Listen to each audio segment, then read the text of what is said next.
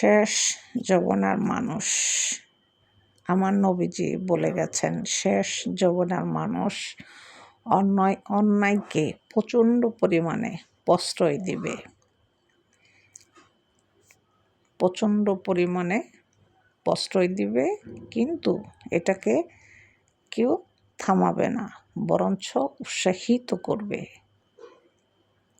অন্যায় কাজ, খারাপ কাজ, নোংরা কাজ যারাই করবে তাদের সবাইকে উৎসাহিত করবে এই নোংরামি করার জন্য। শেষ যৌবনা এইসব কাজগুলো বেশি থেকে বেশি ঘটবে। আর সেই যৌবনা অলরেডি চলে আসছে, সেটা হচ্ছে এই যে এখনকার যে যৌবনা চলতেছে সেটা। হিসাব করে মিলিয়ে দেখলাম, সত্য কথা বলতে এখন মানুষ ভয় পায়, মিথ্যা কথা বলে একদম বুক টান টান করে। আর সত্যবাদী মানুষ দুনিয়াতে চলতে ভয় পায়, মিথ্যাবাদী মানুষ দুনিয়াতে চলে মাথা উঁচা করে। তাহলে আমার নবীর কথা আসলে একদম সত্য।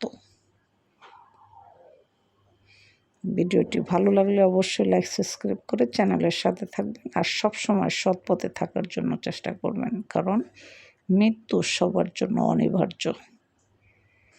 সৃষ্টি জগতের প্রত্যেকটা জীব মৃত্যুবরণ করবে, তো মৃত্যু আমাদের জন্য অনিবার্য।